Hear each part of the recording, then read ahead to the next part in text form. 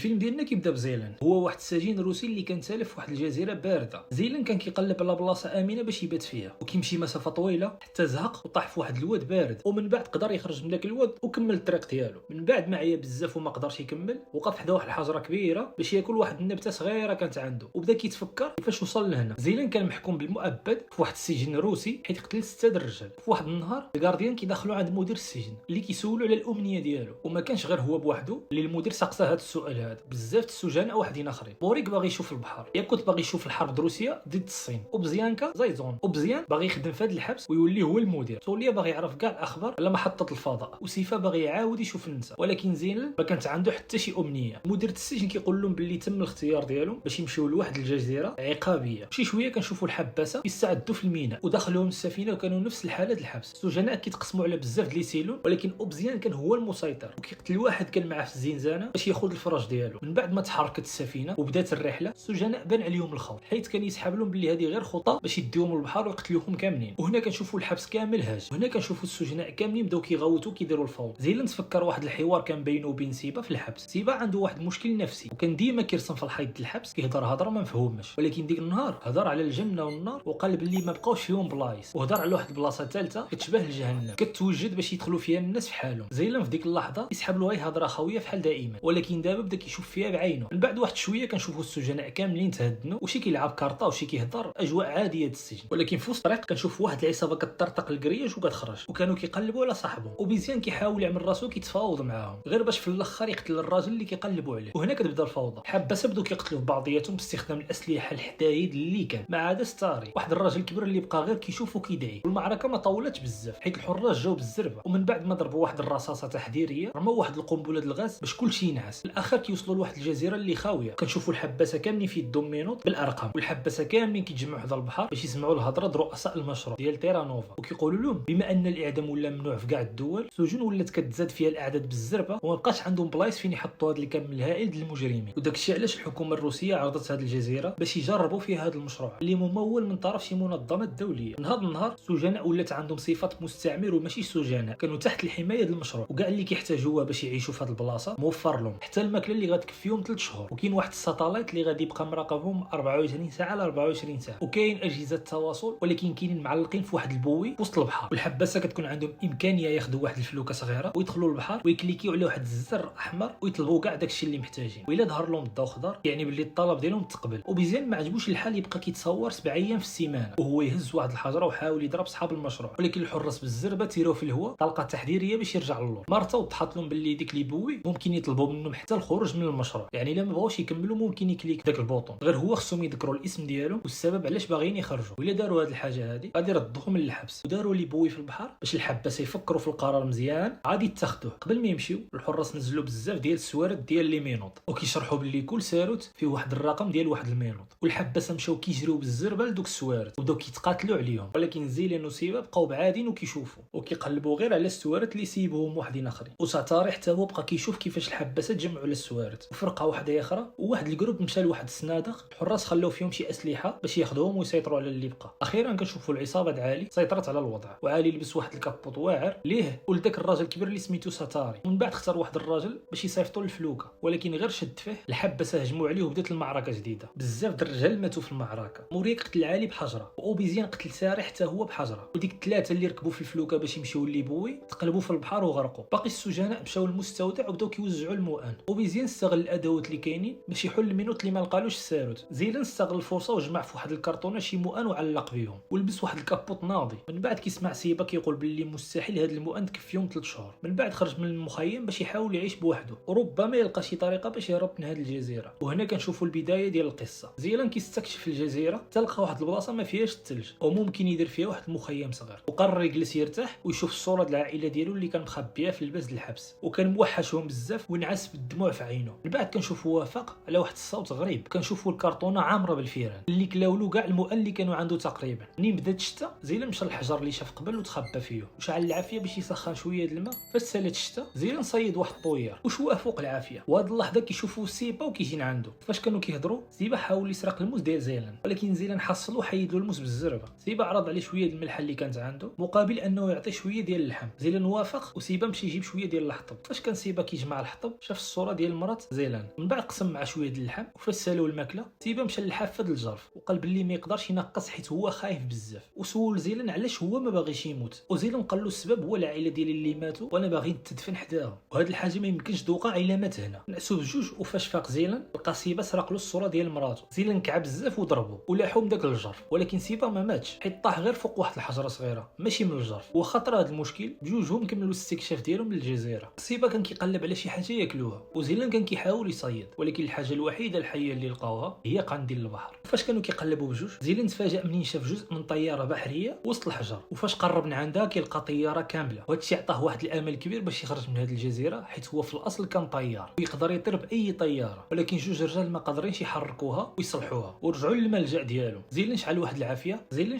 بشي لوقيت كان جابو معاه، ولكن اللوح اللي شعل فيه العافيه كان شويه توكسيك وعمل واحد الدخان مسموم. بعد شويه على العافيه وجر سيبا اللي كان ناعس باش ينقذو، وفي الاول سيبا ما قدرش يفيق، وفاش فاق سيبا بقى غير كيهاترف وكيقول شي هضره خاويه. وفهم زيلان باللي البرد غادي يقتلون في اي لحظه. قرروا يرجعوا للمخيم ويسرقوا شي شويه الفحم باش يدفاو به، ولكن الوضع كان خايب بزاف في المخيم حيت اوبيزيان والعصابه ديالو سيطروا على المخيم وداروه بحال الحبس، وداروا واحد الروتين باش يقسموا المؤن على كل واحد، وبغاهم يعيطوا له المدير، والحباسه اللي كانوا ضدو كاملين دخلوا من الحبس وكيخرجوهم يتمشوا في واحد المنطقه كامله كرياج بحال الحبس الحقيقي. وفاش ايستونيت كيعطيهم الاشاره خصهم يجريو ويرجعوا بالزربه حيت اخر واحد كيقتلوه وكياكلوه. زيلان وسيبا قدروا يوصلوا للصندوق الفحم اللي بغاو ولقاو شي شويه د العافيه، ومن بعد ما كانوا مشاو بزاف في البرد وكانوا قربوا يتجمدوا تكاو حدا العافيه باش ينعسوا في الدفا. ولكن سيبا فاق بالزربه فاش سمع الصوت د الحباسه جايبين الضحيه الاخرانيه باش يشويوه وياكلوه. هو جرى تخبع مورا الحجر، ولكن زيلان باقي ناعس برا، وخرج سيبا باش يعتقوه، ولكن ما كانش سريع كفايه حيت رجال اوبيزين لقاوهم واعتقلوهم بجوج ورجعوهم للقاعده. اوبيزين بدا كيشوف شنو العقاب المناسب ليهم حيت هربوا بالمؤن فاش وصلوا. ياك تحاول يفكرون باللي هما كانوا معاهم في المعركه اللي وقعت في السفينه، ولكن ايستونيت عايرو حيت دخل راسو في واحد الموضوع اللي ما عنده به حتى علاقه، وياك ترد عليه بواحد الضربه، وهادشي اللي خلى العصابه كامله تهجم عليه وهما يدخلوه للحبس هو وسيبا وزيلان. فاش كانوا كيتمشاو ايستونيت عطاهم الاشاره باش يرجعوا في حالهم، ولكن زيلان بقى اللور، وسيبا مشى بالزربه باش يعتقوه ويدخلوه قبل ما يقتلوه، وبقاو غير كيشوفوا في الراجل اللي باقي حي وكيتربط في واحد العمود، وطلب منهم شويه الماء كاخر امنيه قبل ما يقتلوه. وسيبا بقى فيه بزاف وجاب له واحد الكاس د الماء يشربوا قبل ما يقتلوه. ومن بعد قبل ما ينعسوا المجموعه كاملين بداو كيتفقوا باش يديروا واحد الثوره على السجناء. كاع الحباسه كانوا خوفانين بزاف من الموت، ولكن شرا قدر يقنعهم باللي ضروري خصهم يجربوا. الصباح الفخ اللي عملوه في الكاريطه ديالو باش يقتل اي واحد اللي جا باش يسرق. من بعد ما بداو كيتمشاو كيديما ايستونيتش بدا كيحاول يدخلو من الداخل باش يعمل الحركه ديال دايما، ولكن غير جوج اللي رجعوا لداخل، اللي بقى كامل كان متحالف. وياكو تهز حجره ورماها على ايستونيت باش يسكتو. زيلان مشى عند اوبيز وعرض عليه واحد الاتفاق، الا خلاهم يخرجوا للبويا ويطلبوا المؤن غادي يقول له فين لقى الطياره اللي شاف. اوبيز وافق وحل الباب وخلاهم يخرجوا. توليا وزيلان مشاو في الفلوكه مع جوج رجال اخرين. اوبيز سول الرجال ديالو واش كيعرفوا شي حاجه على زيلان، وهنا عرف باللي زيلان كان طيار والعائله ديالو ماتت في واحد التحطم ديال الطياره، وانه دخل الحبس حيت قتل الناس ديال الارسال الرحلات في المطار بواحد الكلاطه. هذه الجريمه تسجلت على انها قتل في حاله هيجان عاطفي حاد، واوبيس كيعتقد ان هذا الشيء كيعني باللي زيلان كيعيش في واحد الحاله تأنيب الضمير. منين الفلوكه دخلت مزيان في البحر اوبيس امر الرجال ديالو يرجعوا للداخل وكمل معاهم الاتفاق. ياكو تحاول يواجههم ولكن تقتل في البلاصه، واوبيس يد واحد اخر قبل ما يعلن ان اللعبه ديال دائما رجعت. المجموعه ما قدروا يديروا والو من غير يرجعوا للداخل حيت الرجال ديال اوبيزيان كان عندهم السلاح. في الوقت اللي هما في البحر واحد من دوك الرجال طاح من الفلوكه، ولكن قدروا يعتقوه بالزربه وردوه الفلوكه. تولي وصل للبويا وحاول يطلب المساعده، ولكن كانت مهرسه وحتى الادوات ديالو ما نفعوش باش يصلح البويا، وهما يرجعوا للمخيم. وزيلان قال لاوبيز باللي الماكله هي جايه، ولكن اوبيز ما تيقوش حيت ما شعلش الضوء الخضر. تولي فكروا باللي كاينه واحد الطياره ما خصهمش يضيعوا الفرصه، ولكن اوبيز ما بقاش متيق زيلان، وهذه الفكره خلات اوبيز يطلع على زيلان وفتح يدو بقى كيدور بحال شي طياره. وتولي استغل الفرصه وجاه من موراه وقتلو. جوج من العصابه ديالهم قدروا يفضيو مع العصابه الاخرى كامله، وشافوا ايستونيت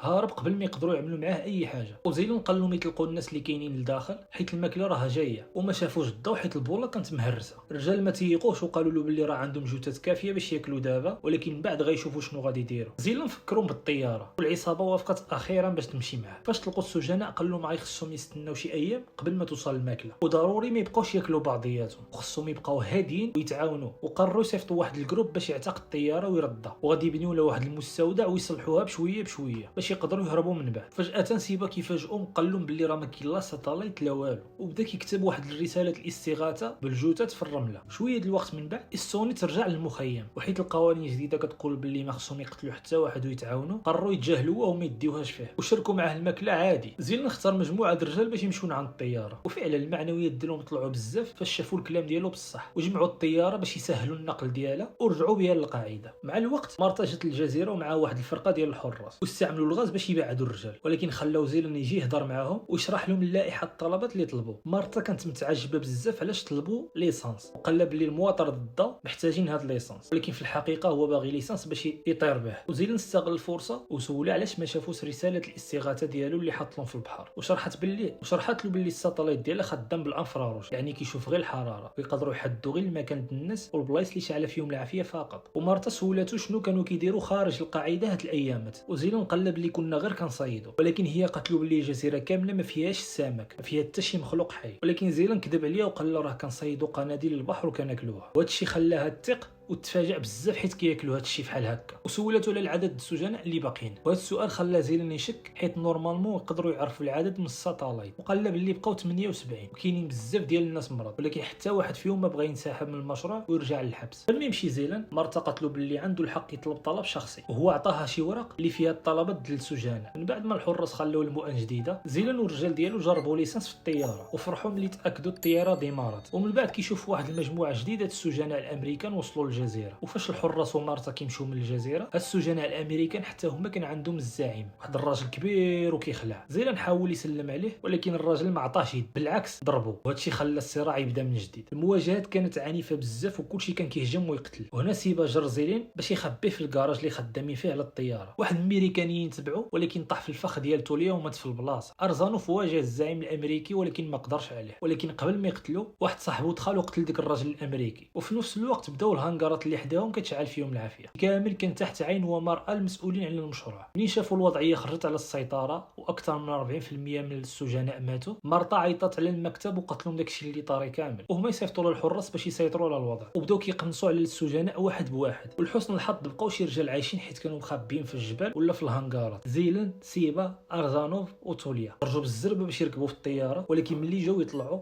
سيبا قال لهم بسلامه وطلع الجبل ونقز البحر باش يموت حيت ما بقاش عنده حتى شي خوف. ثلاثه اللي بقاو ركبوا في الطياره وزيلان قدر يقلع بهم. فاش شافوهم الحراس بداو كيتيريو فيهم بالقرطاس. زيلان صحابو كاملين ماتوا في الطياره، ولكن زيلان ما جات فيه حتى قرطاسه، قدر يطير بعيد ويحقق الحريه ديالو.